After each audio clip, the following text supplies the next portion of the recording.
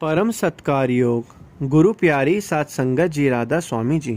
संगत जी, हम इस हफ्ते परोर में भंडारा है और भंडारे से पहले ही बाबा जी ने एक फ़ैसला लिया है जो हम आपको आगे इस वीडियो में बताएंगे। संगत जी, आज वही घड़ी आ गई जब बाबा जी ने संगत को अलविदा कहा और संगत की आंखें भर आईं। संगत अपने आंसुओं को रोक ना सकी। पूरे 8 दिन बाद आज बाबा जी और हजूर ब्यास वापस लौट आए। आज संगत के लिए एक बहुत ज़रूरी फैसला भी लिया गया। 29 तारीख को होने वाले भंडारे को लेकर एक अहम सूचना सामने आई है और साथ ही परोर की संगत के लिए भी बाबा जी की ओर से खास हिदायत आई है, जिसे अभी बहुत ध्यान से सुने। आज बाबा जी डेरा लौटे तो इतनी भारी संख्या में संगत पहुंच चुकी कि पूरा डेरा जैसे भर सा गया हो। भंडारे जैसा हाल आज लग रहा था। आज सुबह की बात है जब बाबा जी और हजूर जी सिंगापुर से भारत आने के लिए रवाना होने लगे थे। बाबा जी ने जाते जाते वहाँ मौजूद सारी संगत को राधा स्वामी कहा। जो संगत वहाँ दर्शन के लिए मौजूद थी उनकी आंखें भर आईं। इस बार सिंगापुर में जो कार्यक्रम हुआ वो बहुत ही खास था, क्योंकि ये सिंगापुर में हजूर जी का पहला कार्यक्रम था और जब बाबा जी वहाँ से विदा होने लगे तो संगत की भावनाएं उमड़ पड़ी, क्योंकि विदेश में रहने वाली संगत को बाबा जी के दर्शन बार बार नहीं मिलते और बाबा जी की मोहब्बत की कुछ ऐसी है कि हमारा दिल उनसे यूँ जुड़ जाता है कि विदा लेते वक्त आंसू बह निकलते हैं। बाबा जी ने सिंगापुर को अलविदा कहा और फिर डेरा ब्यास की ओर रवाना हो गए। करीब 2 बजे के आसपास बाबा जी और हजूर जी ब्यास पहुंच गए। आज 18 जून की तारीख थी। जून की तपती गर्मी अपने चरम पर थी। धूप इतनी तीखी थी कि हर कोई परेशान हो सकता था, लेकिन आज डेरा परिसर में एक अद्भुत नज़ारा देखने को मिला। डेरा के सेवादार हो या दूर दूर से आई संगत, हर कोई बाबा जी के एक झलक पाने को धूप और गर्मी की परवाह छोड़ बैठा था। डेरा प्रबंधक की ओर से बताया गया कि बाबा जी दोपहर 12 बजे तक डेरा पहुंच जाएंगे, लेकिन बाबा जी करीब 2 बजे पहुंचे। सुबह 10:30 बजे से ही संगत डेरा परिसर में जगह जगह बैठी थी। कोई धूप में बैठा था, कोई छाव में, लेकिन किसी ने गर्मी और पसीने की परवाह नहीं की। लोग पानी की बोतलें साथ लिए बैठे थे और हर किसी के नज़रें एयरपोर्ट की ओर टिकी थीं कि कब बाबा जी का जहाज़ नज़र आए। जैसे ही बाबा जी का जहाज़ दिखाई दिया, संगत में खुशी की लहर दौड़ गई और जब बाबा जी और हजूर जी डेरा पहुंचे तो गाड़ी में बैठकर कोठी की ओर बढ़े। संगत बाबा जी के दर्शनों से तृप्त हो रही थी। बाबा जी गाड़ी की फ्रंट सीट पर बैठे थे।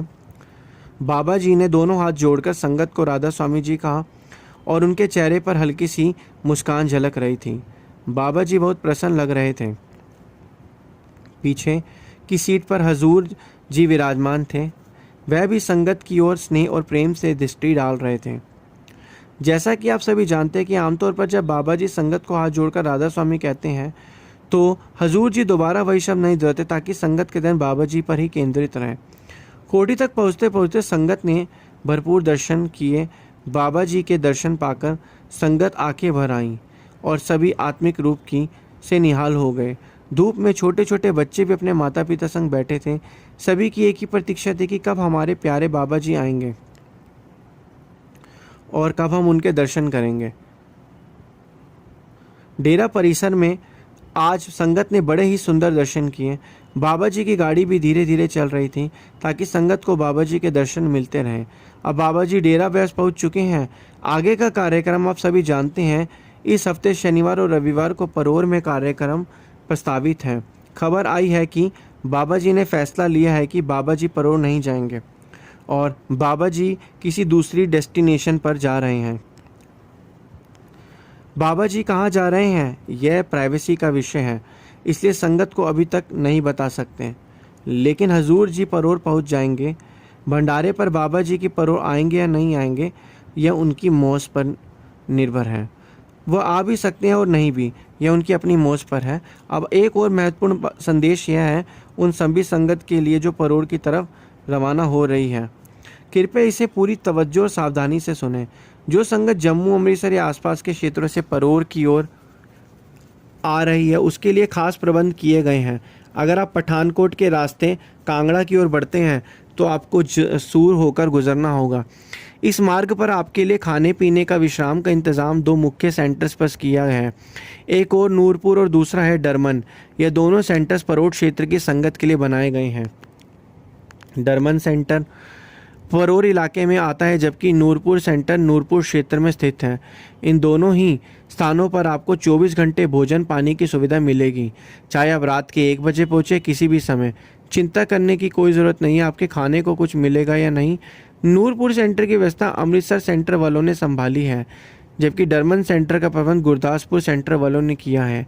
हम सेवादारों का शुक्र करते हैं जो बाबा जी की संगत के लिए इतना कुछ करते हैं। अब बात करें उन संगत की जो जलंधर, लुधियाना, होशियारपुर या मोंगा की ओर से आ रही हैं, उनके लिए देहरा गोपीपुर में एक सेंटर बनाया गया है जहां भोजन कर सकते हैं और आराम कर सकते हैं। दूसरा सेंटर चिंतपूर्णी से लगभग 10 किलोमीटर आगे ढलियारा में है। यहाँ भी खाने पीने और आराम का अच्छा प्रबंध किया गया है। ढलियारा सेंटर की जिम्मेदारी जलंधर गुराया संगत ने ली है, जबकि देहरा गोपीपुर सेंटर होशियारपुर वालों ने संभाला है। जो संगत हमीरपुर और भोटा की ओर से आ रही हैं, उनके लिए चबूतरा सेंटर पर व्यवस्था की गई है। यह सेंटर हमीरपुर क्षेत्र में आता है और यहाँ भी भोजन पानी की पूरी सुविधा है। संगत यहाँ ठहर सकती है और आराम कर सकती हैं। अब बात करते हैं चंडीगढ़, दिल्ली और अम्बाला की ओर से आने वाली संगत की। ये संगत चंडीगढ़, नंगल, ऊना होते हुए परोर पहुँचती है। इस मार्ग पर मुख्य सड़क पर ही एक सेंटर पर खाने पीने का इंतजाम किया गया है, जहाँ से सभी संगत लाभ ले सकती है। परोर जाने वाली सारी संगत से विशेष अनुरोध है कि मौसम का खास ध्यान रखें। परोर में मौसम का मिजाज अचानक बदल जाता है। भले ही दिन में गर्मी हो, रात को ठंड हो सकती है। कृपया एक एक कंबल अवश्य साथ रखें और बच्चे के पूरे कपड़े, मोजे और टोपियाँ भी ले जाने का ना भूलें, ताकि बच्चों को किसी तरह की परेशानी ना हो। परोर का कार्यक्रम 21 और 22 जून को है, जो शनिवार और रविवार को होगा। संगत पूरी खुशी के साथ वहां पहुंच सकती है। इसके बाद भोटा का भी कार्यक्रम हो सकता है, लेकिन वो जब हजूर जी या बाबा जी की मोच पर निर्भर है, जिसका पता समय आने पर आपको मिल जाएगा। इसके बाद अगले हफ्ते ब्यास में सत्संग का विशेष कार्यक्रम है, यानी कि भंडारा है। हर साल इस समय महाराज जी की बरसी के मौके पर यह आयोजन होता है। ताकि संगत इस मौके पर भारी संख्या में आती है, इसलिए डेरा वालों ने विशेष प्रबंध किए हैं। रेलवे की मदद से एक विशेष ट्रेन चलाई जा रही है, जो हज़रत निज़ामुद्दीन, नई दिल्ली और सब्जी मंडी से चलेगी। यह ट्रेन 26 जून 2025 को हज़रत निज़ामुद्दीन से शाम 7:40 बजे रवाना होगी। इसके बाद यह ट्रेन रात 8:15 पे नई दिल्ली और 8:30 बजे सब्जी मंडी से चलेगी।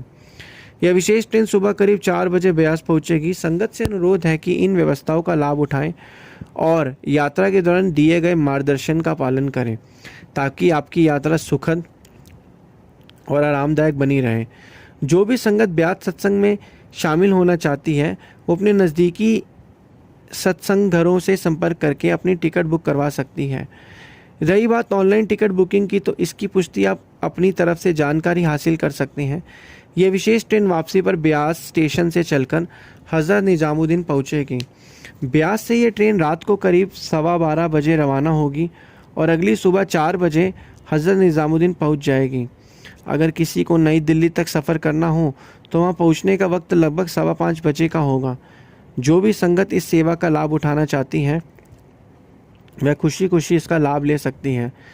जून महीने का सत्संग हर साल अपने आप में एक मिसाल बनता है। इस समय गर्मी अपने चरम पर होती है और संगत इतनी बड़ी तादाद में आती है कि डेरा ब्यास में कदम रखने तक की जगह नहीं बचती। इसका कारण साफ है, एक तो गर्मी की छुट्टियां होती हैं और दूसरा संगत के दिलों में अपने गुरुजी के दर्शन की उमंग और प्रेम उमड़ता है। ब्यास का मौसम इस समय काफ़ी गर्म रहता है और इसलिए अगर आप डेरा आ रहे हैं तो अपने कपड़ों और अन्य ज़रूरी सामान का इंतज़ाम गर्मी में को ध्यान में रखते हुए करें, ताकि यात्रा और सत्संग में कोई असुविधा ना हो। अब सत्संग कौन करते हैं, बाबा जी करते हैं या हजूर जी करते हैं, यह सब उनके मोच और कृपा पर निर्भर करता है। हमारा तो बस यही कर्तव्य है कि हम पूरी श्रद्धा और खुशी के साथ सत्संग में हाजिरी हो। डेरा ब्यास की स्थापना का इतिहास भी बड़ा अद्भुत है। यह जगह असल में उन लोगों के लिए बनी है जो ब्यास की ओर खींचे चले आते हैं। जब बाबा जयमल सिंह जी ने स्थान पर डेरा लगाया था तब यह इलाका बिल्कुल सुनसान और बीधड़ था और चारों तरफ घना जंगल फैला था और इंसान आबादी का नामी निशान नहीं था। बाबा जी अपनी रोटियां साथ लेकर आते और महीनों तक दरिया किनारे भजन सिमरन में लीन रहते। उस समय वहाँ सांप और बड़े बड़े जंगली जानवर भी होते, मगर बाबा जी की एक छोटी सी कुटिया ही उनका ठिकाना थी जहाँ वह साधना में मगन रहते। आज वही वीरान इलाका एक बसा बसाया खूबसूरत नगर बन चुका है। जिस धरती पर कभी कदम रखने को जगह नहीं थी, आज वहाँ संगत की भीड़ उमड़ती है। जब बाबा जी यहाँ तपस्या के लिए आए थे तो लोग कहा करते थे कि इस वीरान में कोई बसा नहीं सकता। धीरे धीरे बाबा जी ने थोड़ी सी जगह तैयार की तो जो संगत आती वह सत्संग सुन सके। बाबा जयमल सिंह जी का स्वभाव अत्यंत विनम्र और प्यार भरा था, लेकिन अनुशासन में वह भी सख्त थे। आज के बाबा जी का स्वभाव भी कुछ वैसा ही है। बाबा जयमल जी को अपनी फ़ोटो खिंचवाना बिल्कुल पसंद नहीं था। एक बार किसी ने चोरी छुपे उनका फ़ोटो लेने की कोशिश की। संतों की लीला निराली होती है। कहते हैं कि वो फ़ोटो कैमरे में आई ही नहीं। आज इंटरनेट पर जो एक फ़ोटो बताई जाती है कि वो बाबा जयमल सिंह जी की है, वो दरअसल उनकी फ़ौज की नौकरी के दिनों की कही जाती है। लेकिन व्यास ने कभी पुष्टि नहीं की, क्योंकि बाबा जी का हुक्म ही था कि उनकी तस्वीरें ना खींची जाएं। डेरा आज भी एक उस हुक्म की पालना करता है। यही कारण है कि डेरा परिसर में कहीं भी आपको बाबा जयमल सिंह जी की तस्वीर नहीं दिखेगी। स्वामी जी महाराज जी का सीधा बड़े महाराज जी की ही फ़ोटो लगाई जाती है। बाबा जयमल सिंह जी को इस जगह पर गहरी साधना की थी।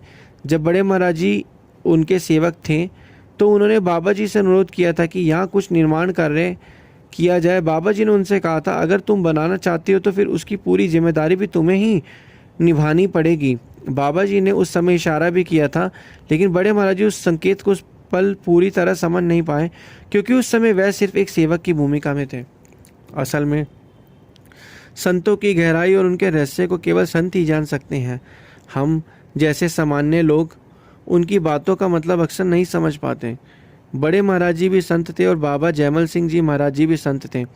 उस समय बाबा जी ने महाराज जी के सामने अपने अंदर का सारा भेद खुलकर प्रकट नहीं किया था, क्योंकि संसार की हर बात का एक निश्चित समय होता है। अगर कोई बात समय से पहले प्रकट हो जाए तो अक्सर उसकी कदर नहीं कर पाते। बाबा जी महाराज जी से कहा कि भाई, अब तुम्हें ही ये जिम्मेदारी संभालनी होगी। इतना कहते हुए बाबा जी ने महाराज जी पर अपनी पूरी दृष्टि डाल दी, परंतु उस समय बड़े महाराज जी उस संकेत को नहीं समझ सके। लेकिन जब समय आया और बाबा जी महाराज ने अपना नश्वर शरीर छोड़ने का समय निकट देखा, तब उन्होंने महाराज जी से साफ शब्दों में कहा, यह स्थान अब तुम्हें ही संभालना है। अब संतमत का प्रचार तुम्हारे हाथों से ही होगा। यह सुनकर महाराज जी ने बड़ी सादगी से कहा, मैं तो एक साधारण व्यक्ति हूँ, नौकरी से रिटायर हो चुका हूँ, मेरी तो थोड़ी सी पेंशन आती है, मेरा गुजर बसर कैसे होगा। यह सुनकर बाबा जी महाराज जी ने अपनी आंखें बंद की और मन ही मन स्वामी जी महाराज जी से प्रार्थना की। असल में वही बाबा जी, वही स्वामी जी और वही हजूर जी सब एक ही ज्योति स्वरूप हैं। जब बाबा जी महाराज जी ने स्वामी जी से अर्ज की तो स्वामी जी प्रकट हुए और कहा, चिंता ना करो, संगत खुद ही आएगी, खुद ही सेवा करेगी, खुद ही पकाएगी और खुद ही खाएगी। तुम्हें किसी बात की चिंता करने की ज़रूरत नहीं है। अगर सारा ब्रह्मांड भी आकर तेरे लंगर से भोजन करने लगे तब भी तेरे लंगर में कभी कमी नहीं आएगी। और वही बात आज हम देख भी रहे हैं। चाहे कोरोना का कठिन समय हो या भारत पाकिस्तान के तनाव की घड़ी, ब्यास के दरवाजे हमेशा खुले रहें और सब कुछ बाबा जी की दया से ही चलता रहा। हर रोज़ ब्यास में हज़ारों संगत के लिए लंगर पकता है। किसी को नहीं पता कि इतने सालों से कैसे चला। संगत जी, अब इसके साथ मैं आपसे विदा लेता हूँ और कमेंट में आप राधा स्वामी लिखना ना भूलें। गुरु प्यारी साथ संगत जी, राधा स्वामी जी।